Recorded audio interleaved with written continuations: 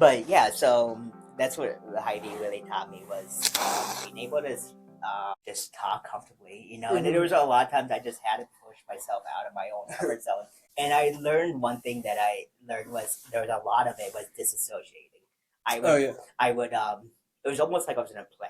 I told Oh. myself I'm going to play this character, which is this uppity bit Starbucks manager that everybody knew, and he was comfortable talking to 1,000 people at a time. But I became good at that Yeah. because I told myself I'm going to do this, and I would like. I'm not saying I was cosplaying, but I made myself be that person, and I have developed this ability to be able to I can talk with anybody. Yeah. If you will listen to me, I'll talk. But yeah, so now I left Hy-Vee. Like I said, it's always like this river that I'm going down these like creeks and I bring myself back to what I was my original point. So I left Hy-Vee. It was time. I'm not gonna even sit here and act like I was a good employee at that point. Oh yeah. I never called in sick as a manager. I never. I showed up every single day, every snowstorm. Hy-Vee would not close the Starbucks. They would not close the Starbucks. They don't care very much about their Oh employees. yeah. Let's be honest. And so my final years when I wasn't a manager anymore, I said, fuck it. I would call in if I had a headache. I would call in if this happened. I didn't care. Like they could fire me tomorrow and that was okay because I was done. And so finally after my accident I realized that like you know what, like you're making a fool of yourself because I was, and I was like, it's time. So I quit, and I'm so thankful I took that opportunity to do that because it was something I wanted to do for a few years, but I wasn't brave enough. I don't know why I wasn't brave enough. It's not like I think I just always thought I had to have something else lined up to do it, and then finally it came to my realization that like I could die any day now. I mean, I'm not gonna what I'm healthy as far as I know. But I could die any day now, and no day is guaranteed. Let's just go for it. So, I quit. I took the summer as a career break, and that led into the fall. Because mind you, growing up, even through elementary school and beyond, I worked always. I don't know if you remember my family's farm much, but there's never a day off. Dude, I drive past it picking up Leon. Nice. So yeah. Yeah, you see it still, and I mean they're still going at it. Yeah. They're still going at it. I don't know how. But I never really had a traditional childhood because my childhood was spent on the farm, and that wasn't a bad thing. But I didn't have play dates. I didn't go hang out with people, so my socialization skills sucked. There were certain things that I had to really learn, and a lot of hard truths I've had to learn, even as an adult, of like perspective of like Dakota, you had a good life, like a very privileged life, and I'm so proud of that. I had two loving parents. I had growing up on my family's farm. I don't know if you know the dynamic very much, but it was my dad's side. His mom ran the farm. She's been passed away for like 6 years now or so, but she ran the farm, and then my dad has seven brothers. Six of the seven brothers are involved with the farm in about day to day, if not every day, every few days metric. Only one brother really was like, no, like I'm doing my own thing. He lives there's a small town called Morris, Iowa. It's off of Highway 1. You go east. It's kind of actually you exit Newport, you go south, and then you go east. It's still there, but I'm talking like 20 people. It's nothing. He lives over there, but the rest of the uncles, that's what they do. They farm. They work full time, and then they come home and farm. Now that they're getting to the older age, many of them are retiring or stepping back some, but they still are showing up at the farm every day. Excuse me there. So anyway, so it was my grandma Betty ran the farm, and my oldest uncle Jim, he was the full time farmer. He was the one who didn't have to work in town. He just lived in his shop at the farm. He lived at the farm.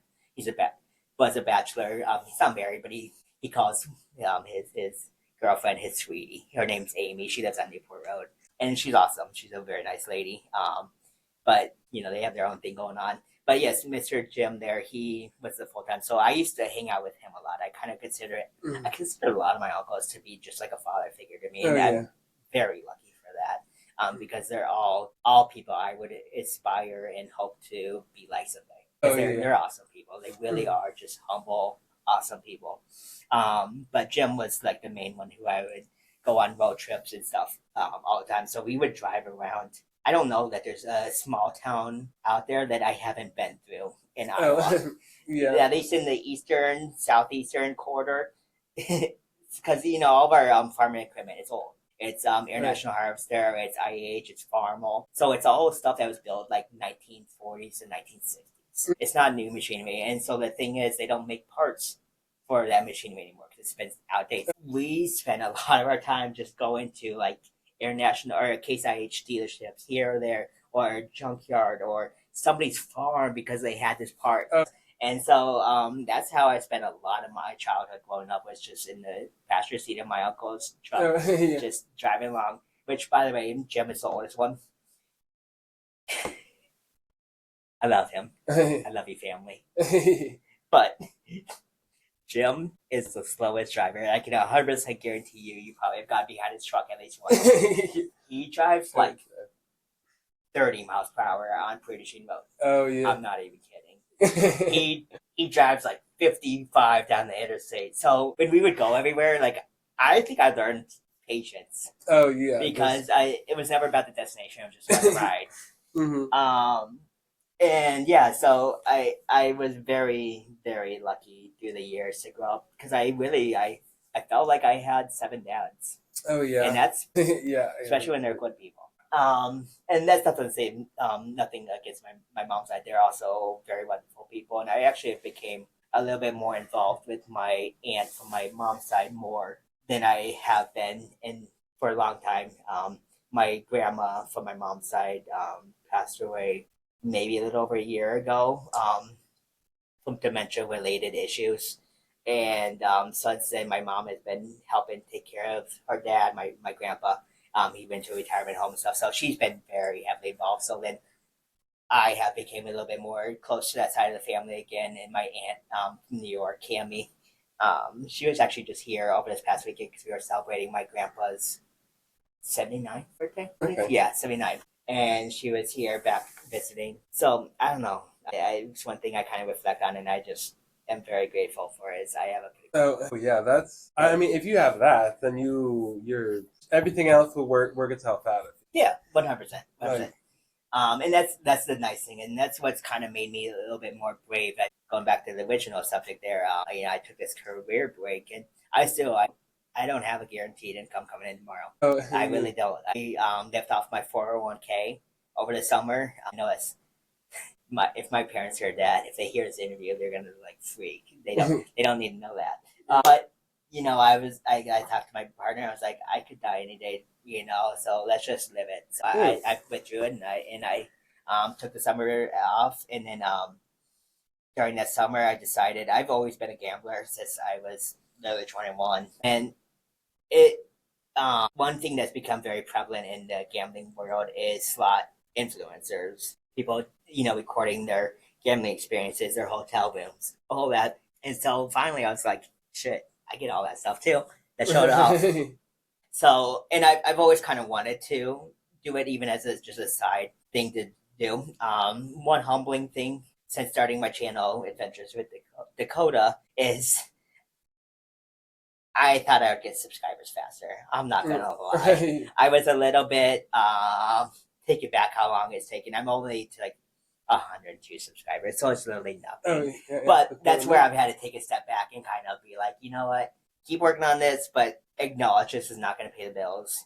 Keep working on this as a fun little side thing, but keep figuring out life. So yeah, I don't really have anything going forward as far as career yet. It's kind of come down to what do I want to do, and what does that day-to-day look like that I want. That's exciting. That's exciting place to be, especially because you've worked so hard for so long. It's like, yeah, you probably you actually should take a break at some point just to if you to look around. Yeah, and that's I came to realize that because I grew up with very financially smart parents, very conservative in that regards of save every penny you can. You never know where you're gonna need it. But I came to realize, I'm like, are they really living? Are they living their life? And in their own regards, they are. But that wasn't gonna be me. And I realized I don't want to just sit back and be like, well, I have a really nice 401k that I can withdraw in 30 years. Like, screw that. So No, I took that it. out, and it was a good summer. Kind of like how you experienced when you were on Dubuque Street with the boys after you came back from college, or I'm sorry, when you were in Colorado. I mean, excuse me, when you were in Colorado, you expressed how you kind of start to live life and like Yeah. be irresponsible at times, and that's what Mhm. this summer's been for me. I have been so structured. Of I got up almost every day at 4 a.m. So my early 20s when everybody was going out and when they wanted me to go out, I hid, and I worked, and that's all I did. And so this summer has been about staying up until 4 a.m. now, and it's about been occasionally drinking. I never would drink. I Yeah. never would do a lot of things in my life, especially my early adult years of my life, like my first few years of Starbucks. I would not go out and drink and stuff because I was always scared somebody's going to call in and I would need to be there. Like I have to be there. And so Yeah. I would really, I kind of box myself into a corner of work, sleep, work, sleep. If I'm not working, I got to be ready to go to work because they could call me in an instant. And that was another part that I had to learn and, really start to try to reinforce in my later years was boundaries. Because I lived on my phone. If I wasn't at work, any issue rise, people would text and call. I'm not kidding. I don't know that there was a day that would go by for many years that I didn't at least respond to a work text at minimal. Oh yeah. And that becomes taxing because I'm not getting paid for that.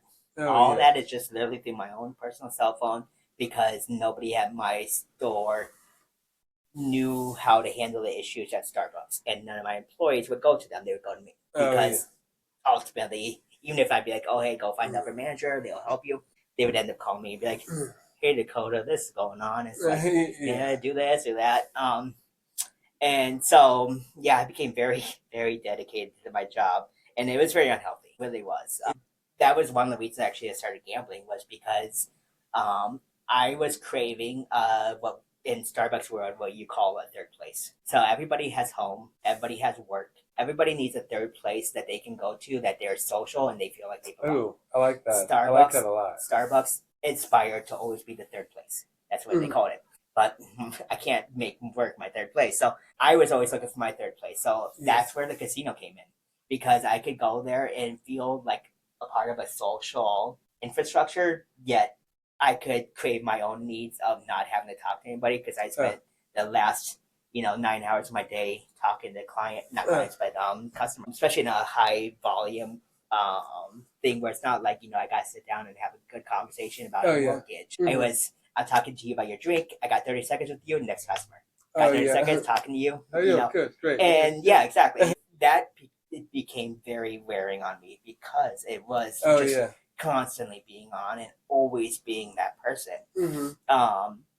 And so I've used the casino really to escape that because at home, guess what my thoughts were? If it wasn't thoughts of work, it was because I was working on work. Or thinking about how we could do something different, or problem solving, or maybe writing a schedule off the clock because I didn't get enough hours that weekend. They're going to yell at me about overtime. There's so many different things that I've come to realize, and one of the biggest things is I've learned is boundaries. Boundaries is huge, and I'd never set those. I never did, and they utilize that to. It is what it is. And it also sounds like just you're just like such a good employee, especially now when it seems like people don't love to work as much. It seems like just the overall like quality has gone down as an employee for whichever reasons tons. Oh my God, yeah. So if you're on the job market, I feel like somebody would want to hire you in a second.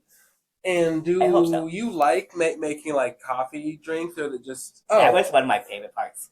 I actually thought about bartending for a while because of the immense money you can make as like get tips and stuff like that. But the issue is I can't hear very well, and so a lot of times it's relying on me watching you and kind of like through situational cues, through your mouth movement, whatever. That's how I hear you sometimes.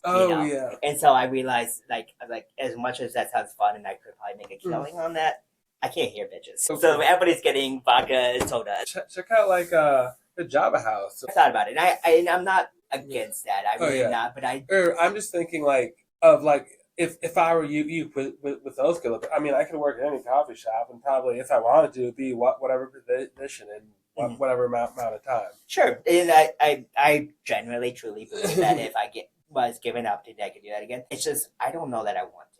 Oh, but yeah. I've had so many years of this constant one-on-one quick interaction, and there is a part of it where I'm like, well, not every coffee shop's like that. Some are more Mm. romantic, more about the craft of the drink, and I love being a barista. It's fun, Yeah. but at the same time, I've come to realize you can love something, but I don't know that I want that to be my career for the rest of my life. And this is gonna. It seems like you're almost like a true musician who was stuck in like this like weird like mainstream like pop band, but you're like, no, I want to do like Bob Dylan type stuff, Yeah, and like you need to find like that type of coffee, yeah, yeah, yeah. like play. 100%. So at the end of the day, then that's what I kind of always told people is because people are like, Dakota, you're gonna like start applying for jobs for that. And I worked for UPS. Unfortunately, that was very quick lived because of my injury. I've been off work since because of work restrictions from workers' comp. But I actually found that I also really like driving. Yeah, I know that you said that you like driving. I love driving. I never realized how much I would love driving. I mean, I've always been like a driver personally. Yeah. Man, not to get too descriptive here, but I didn't date or talk about dating anybody in high school. Oh, yeah. I was gay. I knew I was gay, but I wasn't trying to tell anybody that. Like nobody knew. Even like if you remember, I hung out with Julia Kleinfelter and Devin McElhaney a lot. Yeah. They didn't even know. Like I didn't tell anybody just because I was like so scared. I was so scared of what people would think, what people would say. So I didn't get any experience growing up. Oh yeah. My early 20s, I drove a lot of places. Oh. And I saw a lot of people. And that was fun. So Yeah. I love to drive. And so then I found in this job, I also love driving. Basically, I said I delivered packages house to house. And it was fun because it was kind of like I was my own boss in a way. I own speed. And yeah, so I love driving. I'm good with people. I can talk to people. But I keep getting hung up because I don't know one that I really want to Monday through Friday, 9 to 5. I honestly don't know if I want to commit to that. I really don't.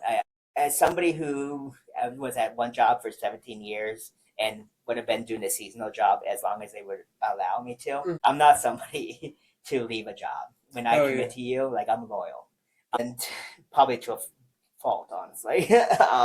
But that's been kind of a thing where I've been trying to have to work through inner dialogues with myself of, okay, then you don't commit to a 9 to 5, Monday through Friday. What is it that you want to do? And I don't know yet. I really, truly don't know.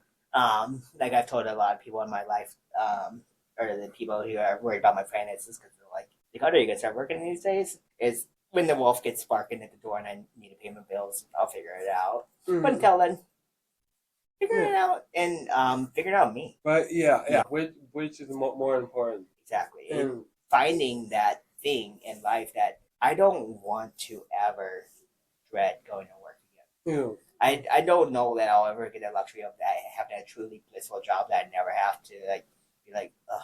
But I want to find the job at least that I am content and happy going to. Oh yeah. You definitely will too.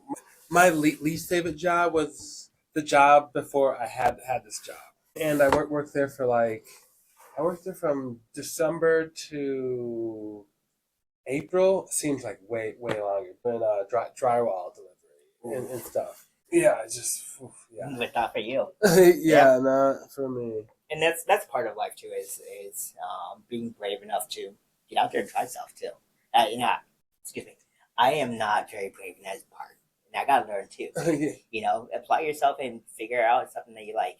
But it's hard. It's really hard, and I just taking one day at a time. We'll figure it out. Yeah, I was checking out the YouTube channel.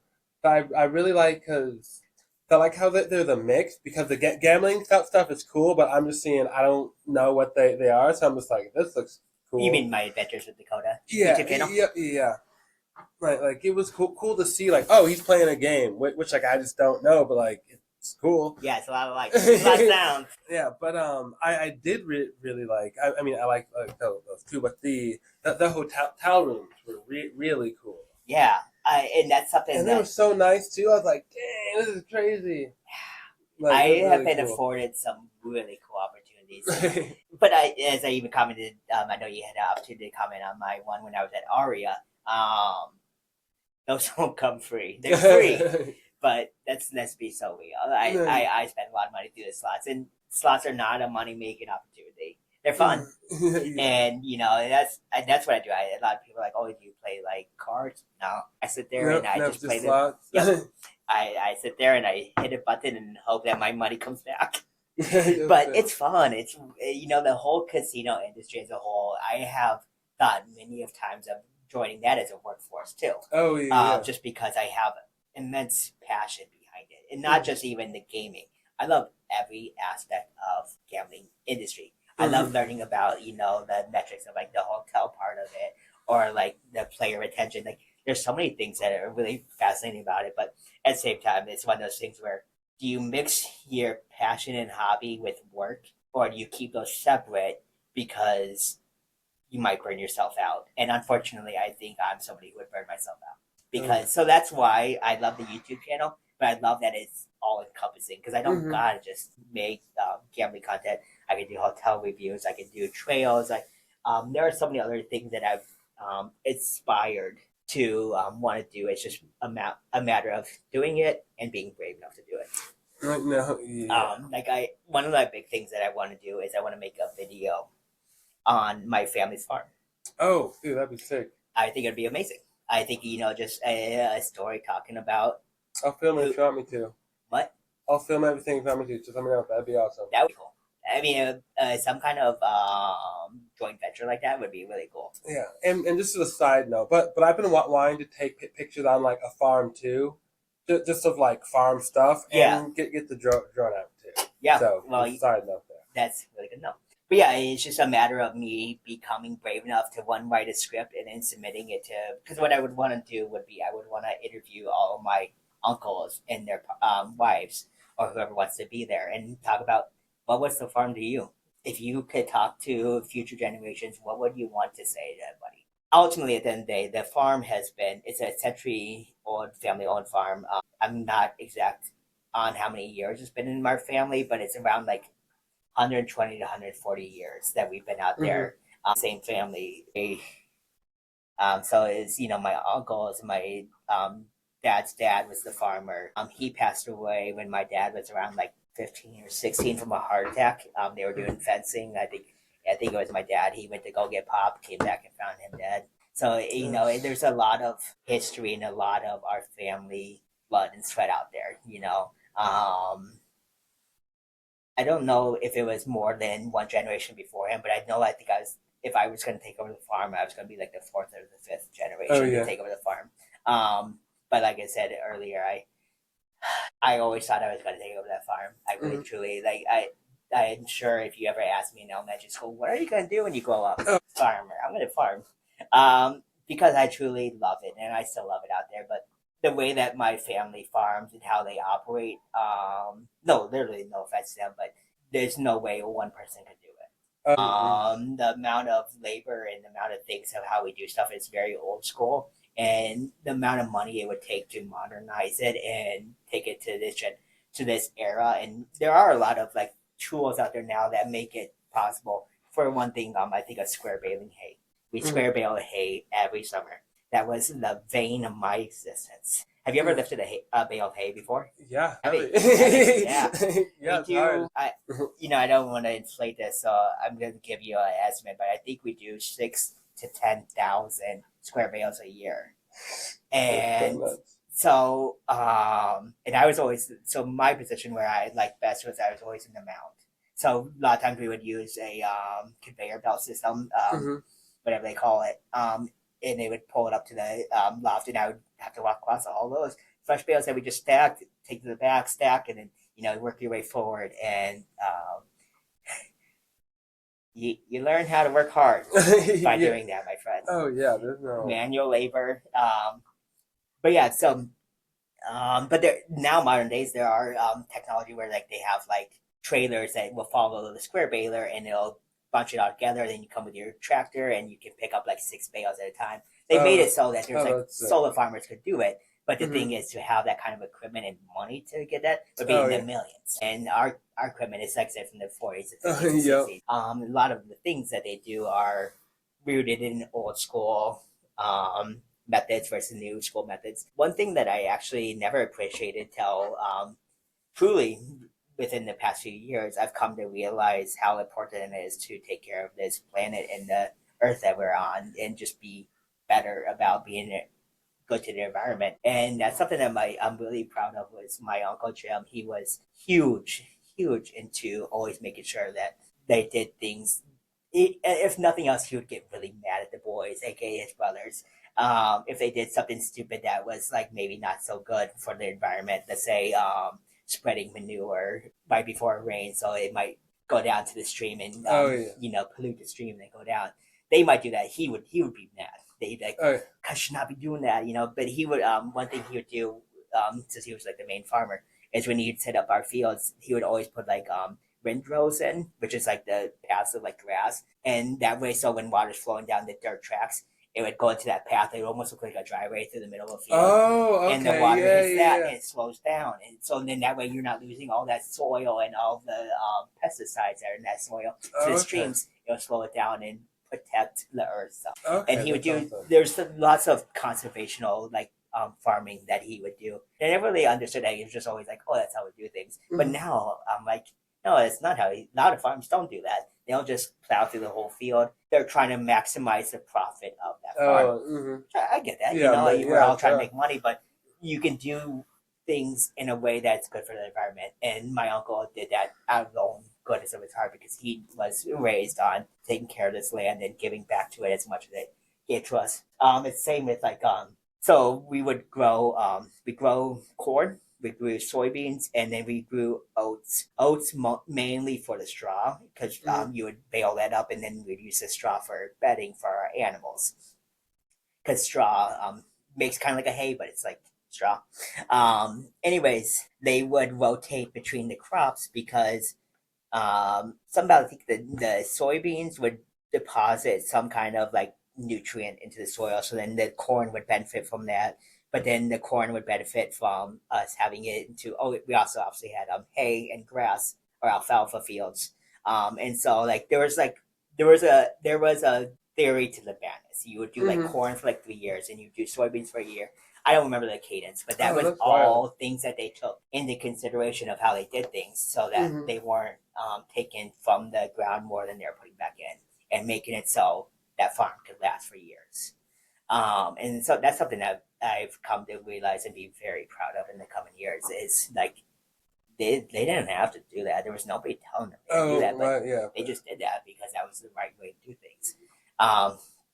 Going back on that conversation of I have been very lucky to have some amazing family members, and I'm very proud of who they are. So I've always thought that it would be really cool to, especially recently with the YouTube, to do a whole like who was this Sedlacek and what was this farm? Because the truth of the matter is, I have I think like 16 cousins on my dad's side. Nobody's gonna take over the farm. So once my parents and their brothers die, the farm will not be anymore. There's not going to be somebody who's going to take it over. I don't know whether they're willing to admit that yet, and that's why they keep doing what they do. They show up every day. They take care of the cattle. I mean, you literally don't. You can't take a day off. You have to feed them. It's just like having a kid. Christmas Day, you're still feeding your kid. And so I don't know what that will look like in the coming years, but I know for a fact that that farm will not exist much longer.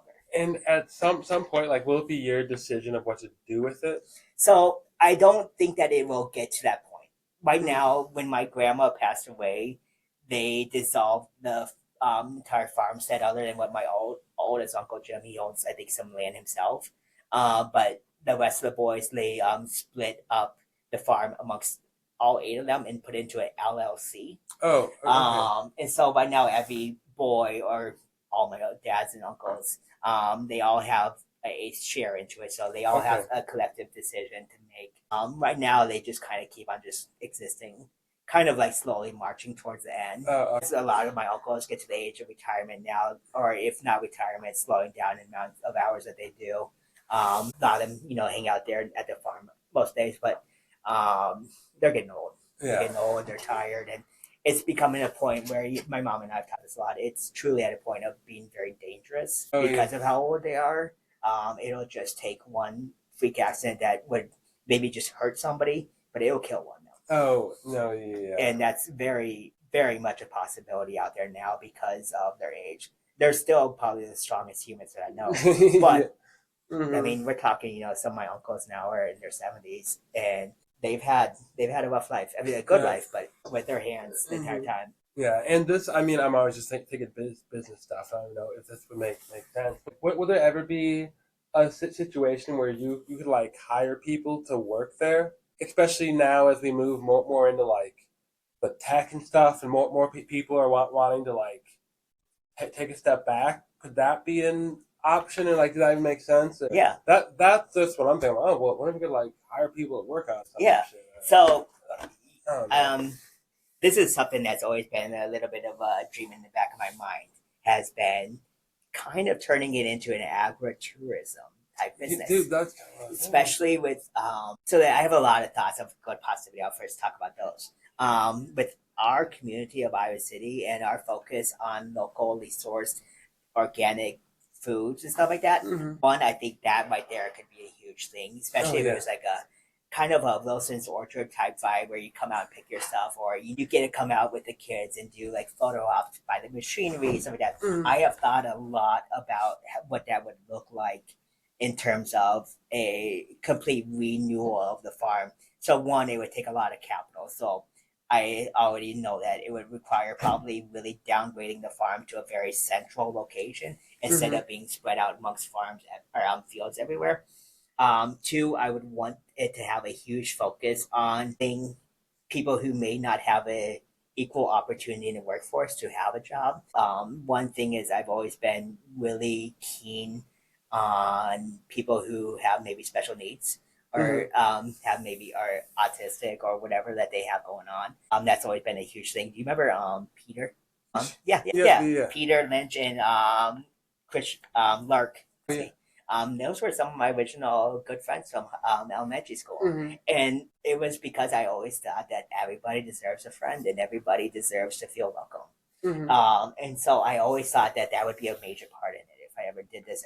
Like I said, I've done a lot of training, but I've always thought that would be a major part, would be either utilizing Systems Unlimited, some of those kind of places, to have a lot of the workforce be, maybe those individuals or even people with prior convictions and felonies that they might not get afforded the opportunities that they should. Especially like you said, you worked in a dispensary. That's a huge thing right now. It's kind of like prohibition. Some states it's legal. Some states is, and in some states it's like let's Iowa. party. Yeah, it's a bit, so it's like get the fuck out of here. And so jail, right to jail. And that's the unfortunate part is there are so many people, especially people probably that have been targeted because of their skin color, unfortunately, that are in prison for non-violent crimes that don't deserve to be there. Yeah, it's so crazy. And so that would be another big part, would be how could I contribute to making sure that they have an equal opportunity of fulfillment of work in life. So I always wanted that would be like a huge focus of the farm was who do we hire and how would this be something that would be a thing of community and not just a business. But I've done a lot of soul searching behind that. Ultimately, at the end of the day, one, I'm scared to take that leap, and two, truly at the end of the day, I don't think I have it in me to do that. I know it sounds like some people are like, do it. And I get that, but I don't know. Truly, I don't think that I will ever follow through with that. But it has been always something that I have thought about, especially because of, I think one thing that I thought that would be really awesome about it would be going through the main farm there off Newport and, knocking down some of the older sheds and really making it more of a storytelling of what does it mean to be a farmer and what did it mean to be a farmer back in days. before we had all this technology and all that we have. I don't know what the statistic is. Like when I was like, it would have been probably around when I was in college, so like 2010 or so. Back then, the statistic was if you wanted to raise a family of four, you on average in the U.S. had to have a minimum of 1,000 acres to be able to make it. That was just kind of on average. Yeah. So in my family's farm, we have like, I think because we rent a lot of land too. Mm-hmm. A lot of our land is rented. I mean, we only own probably like, I think maybe 150 acres, and the rest is rented. And so that's another thing. Our farm has become smaller and smaller over the years as some of these farms that we rented from become house developments. Westcott Heights, right off Prairie Sheen there. That used to be one of our cornfields. Oh yeah, where all those houses are. And that's just becoming more. Yeah. I see them doing stuff at the bottom of the hill to take out some trees. And I'm looking like, what are they doing back there? So we are actually kind of lucky for that. Oh, the really big mansion that they built when you come out of on Prairie Sheen there, and it's on the right, that big mansion, that is actually owned by out west of us. There's a manufacturer called Kinsable. Yeah, they make Kinsey Manufacturing. They make the big blue like planters and wagons. The John Kinsable's daughter's wedding present. Oh yeah, that's what I heard too. Yeah, it's like a $4.5 million house all together. That's what I heard. But John, is actually the guy who used to be out there. So he just bought that farm across the. That was what we call Coley's place. He just bought that. Okay. And then he has what we call. It started with V, not Villahauer. Vernon? Well, Vernon, he was up. That was the farm that Westcott Heights is at. Okay, but we still have they still have a little bit of a farmstead there, and then we have the cattle at that at the intersection of Newport and Prairie Sheen. Yep. Those are our cattle. That's a barn that we rent from them. But the alpacas and stuff actually is Vernon Eden's I think kid. After he died and she died, they moved in. They have those alpacas there now. Alpacas or llamas? I think they're alpacas. You can buy the poop. Yep.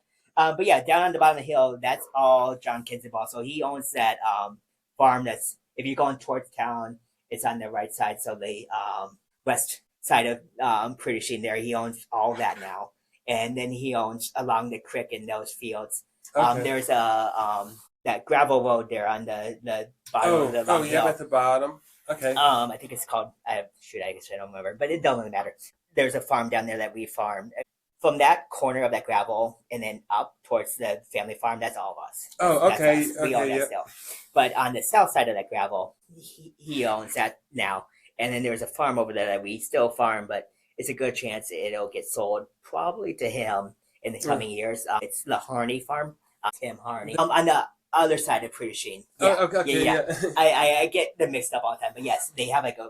Yeah, John has put like a lot of like stuff out there. But what I wanted to say to that, and one thing is he's old. He's very old. So I don't know what his health is like. He obviously is good enough to be still out there doing stuff. But let's be honest, I don't know that he'll be alive in 20 years. Yeah. So I don't know what that'll look like after he passed away, but at least far as I'm aware and what my family's aware of, he actually wants to keep it as a farm. Oh, nice. That's awesome. At least for right now, while he's doing everything, I think he just kind of like John. John Ballman, I think ends the ball there. He just literally has a lot of times on his hand and he wants to tinker. He's the one out there running the equipment, like the old guy who's a millionaire. He'll be the one who'll be in the excavator that you see out there. He'll be puttering around. And then the husband to the his daughter, he's I believe a surgeon at the University of Iowa, or maybe was. But even him, like I know that my uncles have ran into him and he's always puttering around out there. Like they literally kind of do it like as a fun hobby. In a way, I kind of wonder if maybe that will be. That's the thing. I don't know what will happen after he passed away because there is a lot of money. There. Lots of money to be made there. So I'll be very curious what happens because that is a huge plot of land. But from what I've been told, he kind of wants to kind of just keep it.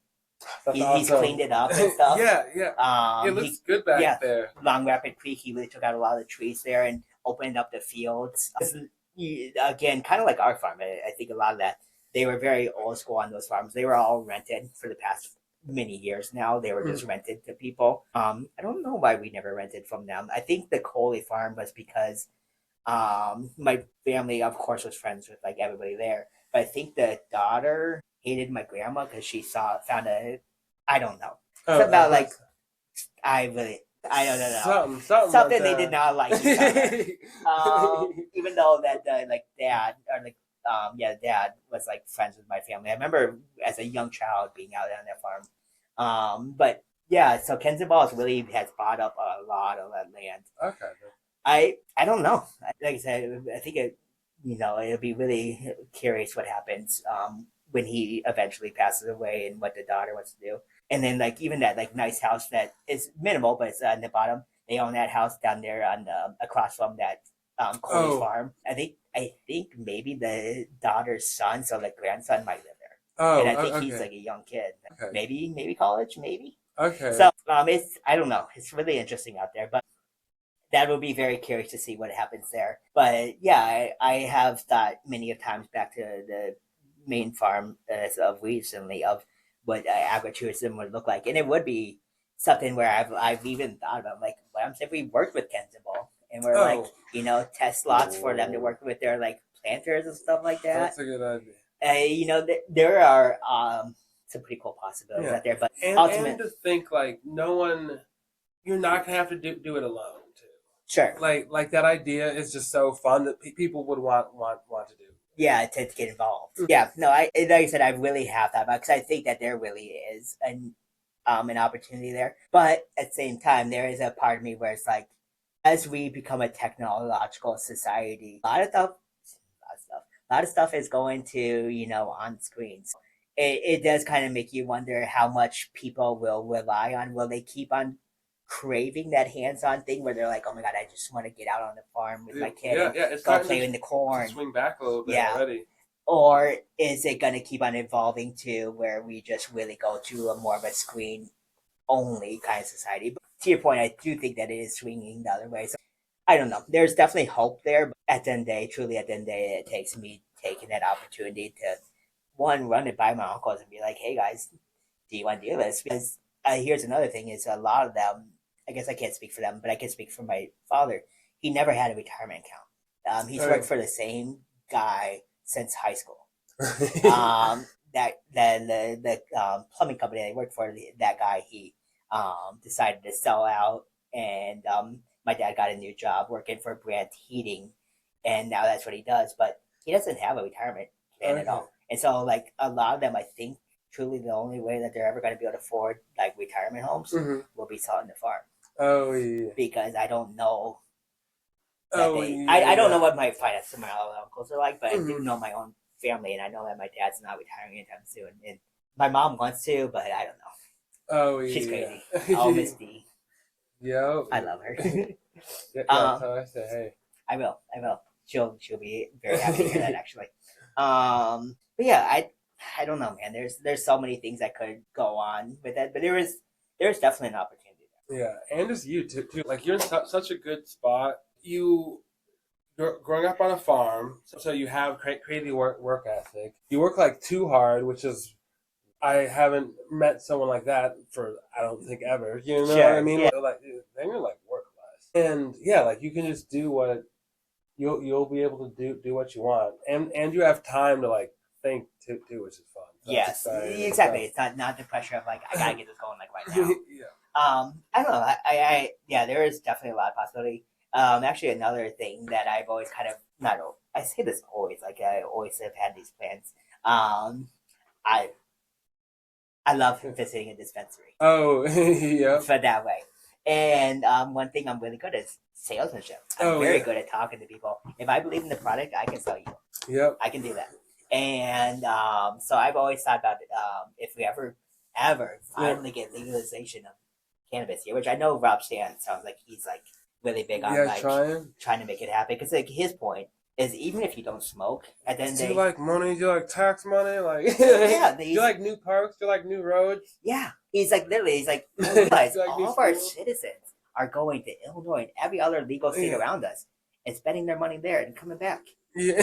He's like, let's just stop being dumb and just admit it and just make it legal. I do a little bit worry about. I would be curious about what the taxation would look like.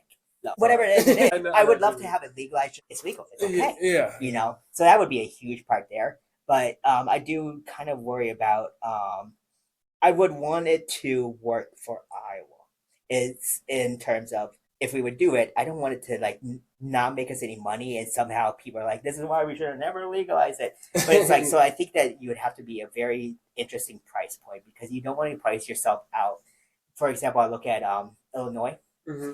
I don't know what their tax rate is nowadays, but back in the day, the tax rate was so high, so by the very upped price of black market here, Hmm. But now, if you just drive a little bit further to Michigan, their taxation rate is 16%. It's a Mm. lot better than Illinois. So, um, I think it would make a huge difference on what kind of taxation plan they do. Because if they try to be too aggressive and just get the money, Hmm. unfortunately, there are cheaper places to get it, and so those people, people in the state will be able to get it cheaper other places still. So Yeah. they have to make it a price point that is not going to keep people going to other places Dude, I or don't going think to. I don't think it'll matter. Like if it's not like too crazy, and you can just go downtown. Like if you can just go somewhere, they'll show up. Yeah, yeah. So I mean, I Yeah, hope so. I truly, excuse me. but it's it's just like the farming mixed with like the growing could be so cool. I just think of like the branding and stuff, and Yeah. like So I guess farmers getting into it and just. so that's I don't know. another thing. So when we were talking about agritourism, that's another aspect of it. Is I've been thought because I always thought it'd be cool to be a bartender. But Oh yeah, what about if I own my own yeah, that'd be growing really, company, farm fresh to yeah. especially from a local standpoint. I think there is a huge thing there if that would be ever a possibility. But Mm. at the same time, like again, it all comes down to what do I want to do and Mm. what do I want to put my energy towards. Hmm.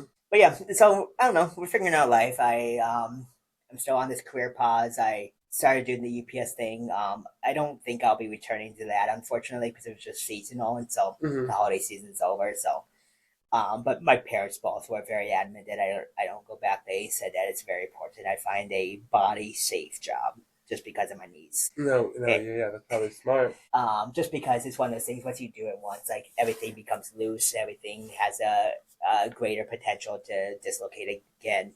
And ultimately, at the end of the day, I'm definitely looking at. I'll probably have to get both my knees replaced at some point. But like Mm. my family doctor said, he was like, "Let's try to hold off as long as possible because if I get him now, chances are I'll probably have to give him a Oh replacement yeah, and again." at some point they'll have them. You'll just get a shot. Like I they'll know. spray you with a mist and like your knees fixed. You know what I mean? Yeah.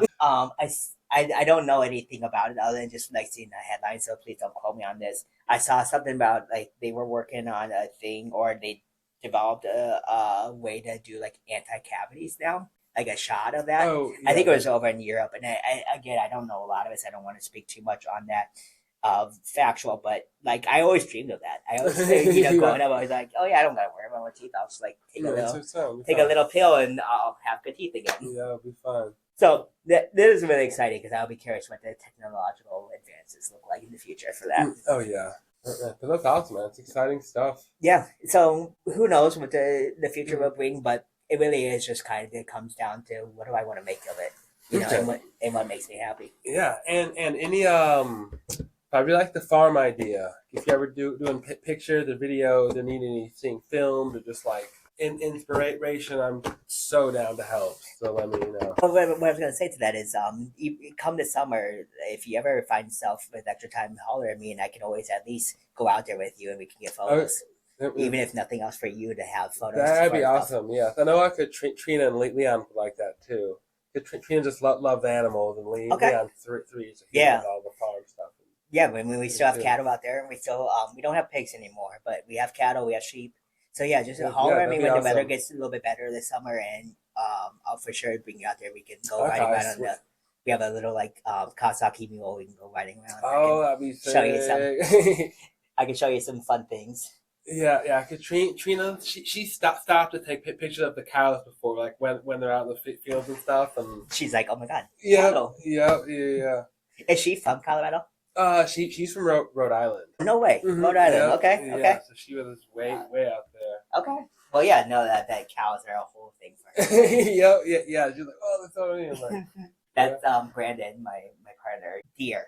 No, we never really saw deer in Minnesota, or not Minnesota, Michigan. And so now, at least where he was, because it's like in the Detroit metro. When he sees deer, so he's like talking. I'm like, yeah, like it's a deer. deer. Like what? I'm like what is a deer outside? Like, I create to what? probably people like in Canada when somebody sees a moose and Oh, like, a moose, and they're like, seriously? oh yeah, that's just like Tim the moose that goes down the road every Yeah. day. Oh, But yeah, we'll see. We'll see what happens in the future. yeah, I'm Figure it out. excited to hear. Excited. Keep us posted on the YouTube stuff. Heck yeah. Let us know what's up. And then we'll see what happens there. I mean, maybe someday it'll start making me a little bit of money, but if nothing else, I truly have been having fun just sharing different aspects of my life with people. How do you do that on a TikTok as well? I only just do YouTube. Okay. So I've it's something that I've thought about. I made not reluctantly, but I did make an Instagram account for it after a few months because I realized that I at least to have the handle out there on that platform, even if I don't actively use it, not a bad thing. So I've thought about if I want to take it to the next level, I think it's important to have your handle on all social media. Yeah, I mean, the more the better, always. But whatever you have is good too. Yeah. So yeah, and if you ever just want to like chat or strategize, like what should I do here? I'm so down. Nice, I like that. I love that stuff. No, I we'll see. Back to opportunities. So Adventures with Dakota. I've thought about reaching out to local casinos and doing kind of like a brand partnership thing where like let's say there's a new Dragon Link machine coming out, and I've since they're building the casino up in Cedar Rapids, I have noticed Elite Properties, who owns Riverside, has become a lot more aggressive about their marketing and trying to get people back to their casino, really get that loyal base built back up, because they kind of have sucked for many years because they didn't have competition. Oh yeah. Anyway, so I've thought about reaching out to Elite Properties and being like, hey, you guys get a new machine on, like, especially where I'm at the beginning, where I don't really have much of it. I've thought about like, you're like, hey, let me premiere it for you guys. Let me be the first person to get access to it. We'll make an event through your social media of, hey guys, come down and see the Adventures with Dakota debut our new machine. He's gonna do 100 spins at $10 a spin, or something silly. No, you definitely should. So I've thought about it, and there was definitely, I think, a lot of possibility there, but that would be learning a whole new ball game because it would require also working through the Iowa Gaming Commission, getting like permission for filming and stuff. And I do know straight up that Elite Properties are very much no filming. I know that because I've been yelled at before. So a lot of times if I film down website, it's very discreet. But at MGM Properties, so that's my main parent company of casinos that I go to. They have MGM Grand Detroit. I'm going down to Biloxi, Mississippi here at the end of February to their property called Beau Rivage. But I go out to Las Vegas a lot because they have, I think, 11 properties, 9 of those being gaming properties out in Las Vegas. So that's where I go a lot, and they're very much filming friendly. Yeah. Levi, actually, my brother, bought me over for Christmas. He bought me a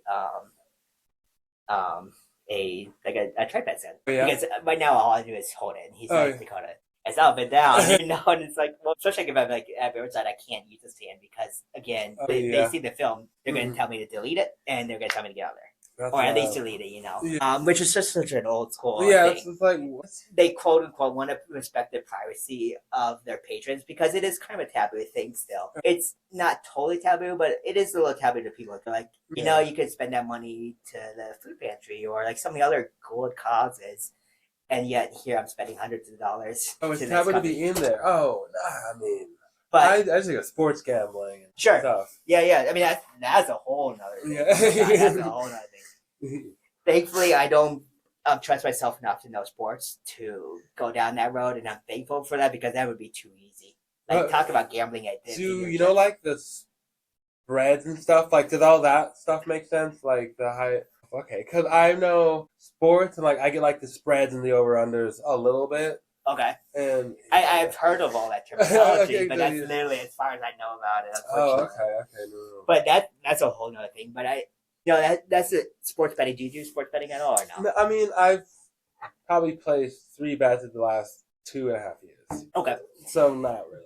But at least from what my perception of it, and maybe it's wrong, is all of that statistics and everything are the stuff or whatever that they send out from the casinos for your odds for that.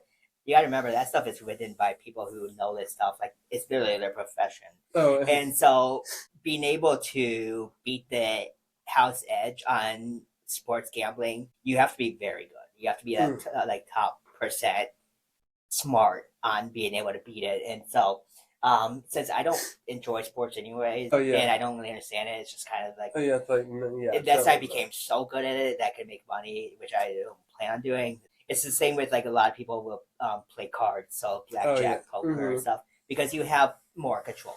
It's not just slapping a button. But I sit there and there's ways that you can gamble that can be advantage gambling is what they call it. And then they honestly, but the house wins. The house wins. Yeah.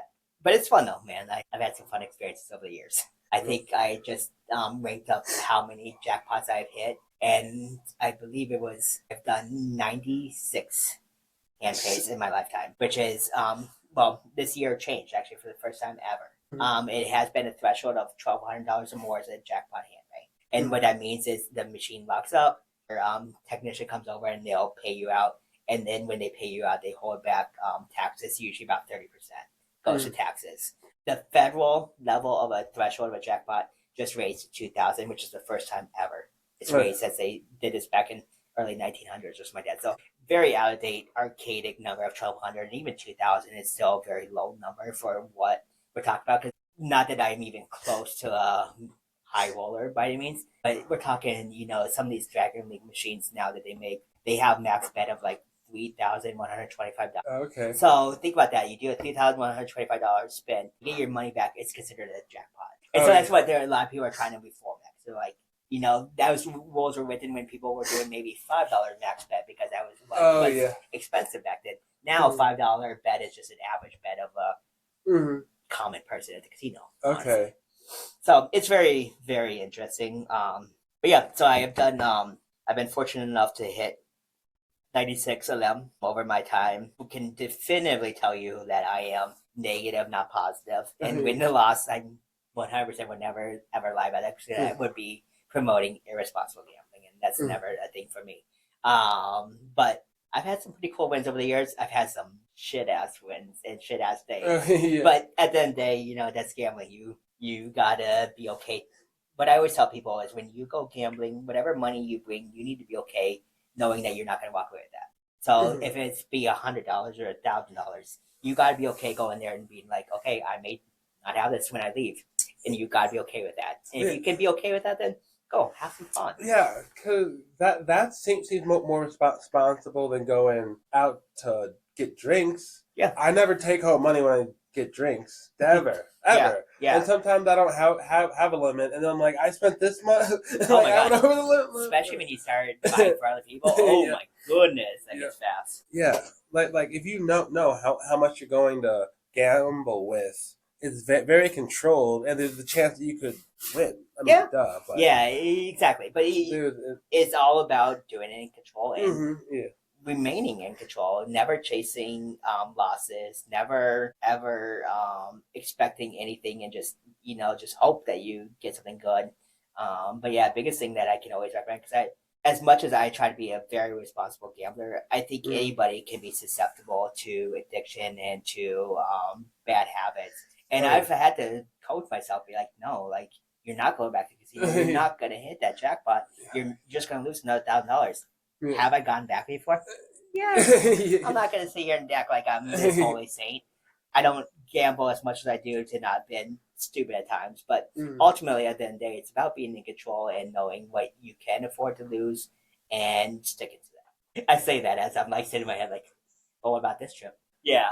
But trying. It's all about trying and just being, keeping that consistent. Because I love gambling. I fucking love gambling. It's so fun. And I don't want to stop gambling. I don't want to stop because I can't control it. Right? No, that's what's up. That's a perfect way to look at it too. So you're in a good spot. Yeah. Because I mean, it's truly at the end of the day. If it gets out of hand, I'm the only one who I'm hurting. And I don't want to do that. But yeah, that's kind of where my life is and who I am these days. Still figuring it out. Yep, same. Y'all are. Yeah, and thank you for meeting up. I really Yeah, appreciate it. I I was appreciate pumped. you to give me the opportunity to talk. I was a little anxious, not gonna lie. Social interaction for me, especially now, has been very minimal. So sometimes the thought of going to meet up to talk to a friend feels like more of a chore than a fun thing. No, And that's not how it should be, though. no, yeah, I feel like everyone feels that in some way. Like it's just when you get out of the habit. Yeah. Yeah, like it's a real thing. Yeah, especially when you get out of the habit. I'm meeting with you tonight, and I had to not force myself, but I had to tell myself, yes, you're gonna do it. And you know what? I've had fun. It's been a really healthy, fun conversation for me to have. So I do appreciate you having Oh me here. yeah, of course. Or any questions? When is Grand Theft Auto 6 gonna come out? Ask yourself that. So, I think we're on our third delay. It's right now it's supposed to be like October or November of 26 this year. We'll see. We'll see. I'm really at this point. I'm just kind of like it'll happen when it happens. I don't even pay attention to the date anymore because I'm like I know when we're a month out, they're gonna let us know it's coming. Yeah, You know. we'll know. It's kind of like do you ever watch the show Survivor? No. I mean, I know what You know what what it it is. is. But So they're about to do their 50th season here.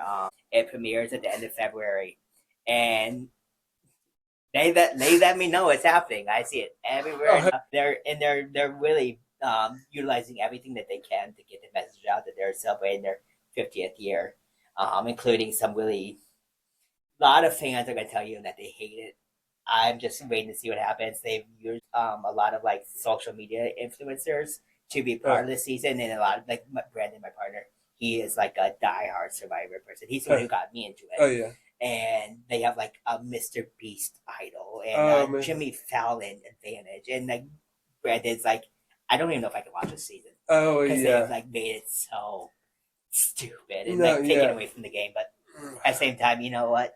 Companies are gonna do what they do, and they're gonna get their message out. So, do you guys have anything else you guys watch? not really. I watch The Office a lot. Okay, same. Yeah. It's kind of like my comfort show. I just put it on. Same. Yeah, that Katrina's all-time favorite show, and I mean, and I love it too. It's on all the time. It's just such a good show to have on the background. Do you have a favorite episode or a favorite moment in that show?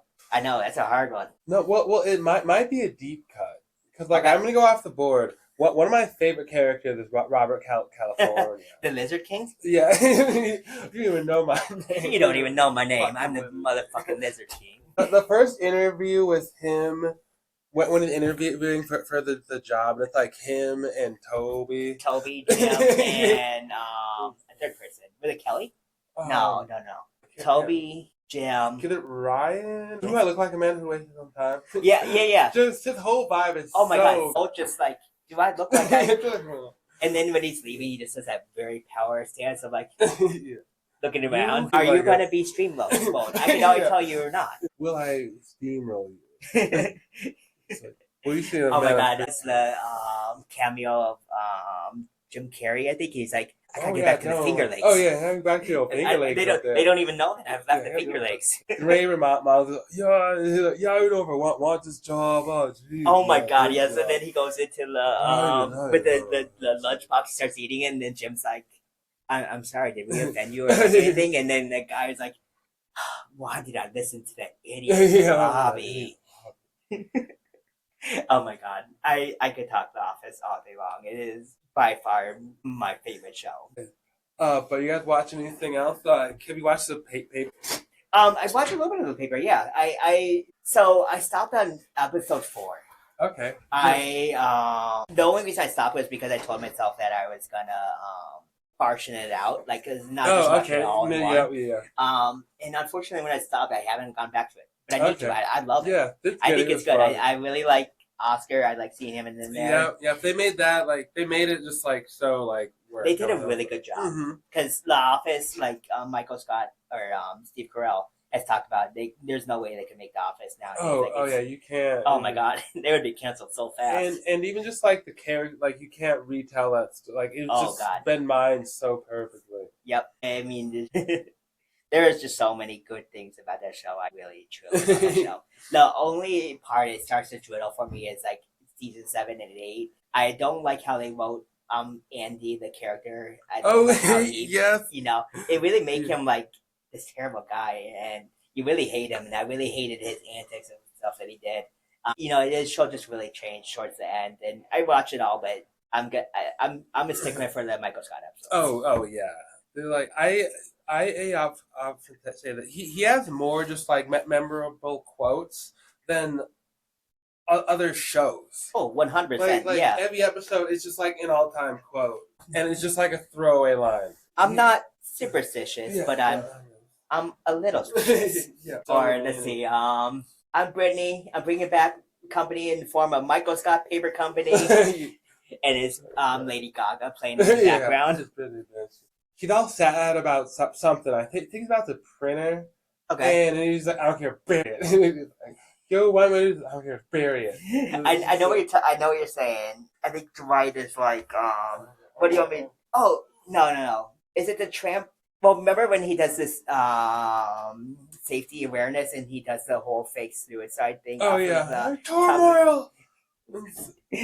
I think I might take my parents to the matinee. Yeah, this would be good. But I think maybe because he's talking about the baler and he tells Dwight to get rid of the trampoline. And he's like, put it in the baler. And Dwight's like, I thought Daryl said we couldn't touch the baler. And he's like, a match or whatever. Put it in there.